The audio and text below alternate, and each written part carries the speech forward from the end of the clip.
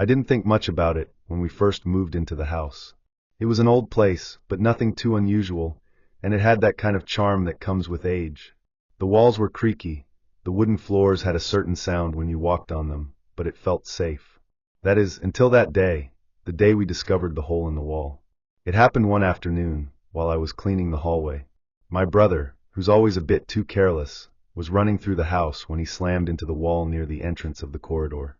He didn't seem to be hurt or anything, but the sound it made was unsettling, like a sharp crack reverberating through the whole house. I rushed over to him, expecting to see a dent or a mark on the wall, but there was nothing visible. Just the faintest dust in the air from the impact. As we stood there, trying to figure out what had happened, my brother casually reached up and pressed his hand against the wall where the sound had come from. The moment his palm touched the surface, the wall gave slightly, and there was a strange sound like something shifting inside it.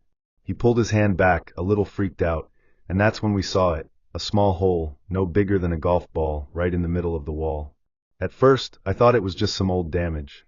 The house had been built years ago, and these old places sometimes settle or shift, creating weird cracks and holes in the plaster. But as we leaned in closer, a cold shiver ran down my spine. Through the hole, we could see something. Not just the usual empty space behind the wall, but something far darker, something that didn't feel right. I reached for a flashlight, and my hands were shaking by the time I turned it on.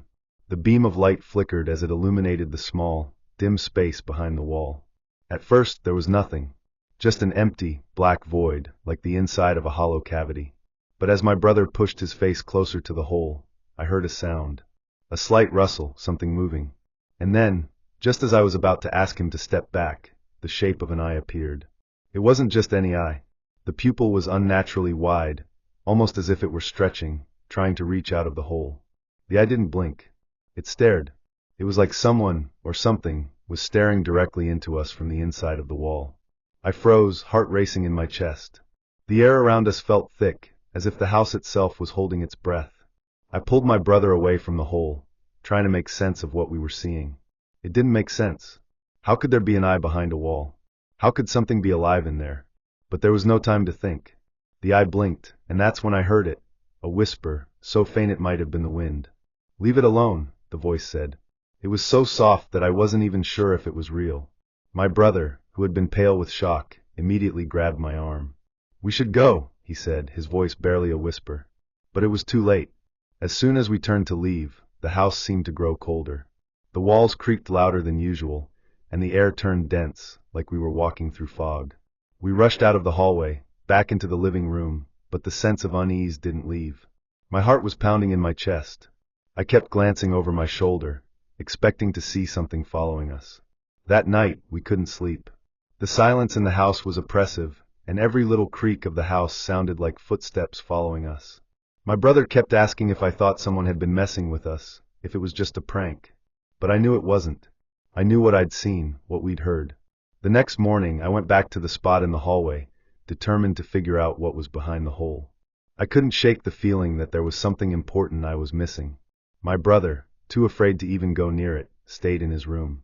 So I took the flashlight again, turned it on, and shone it into the hole.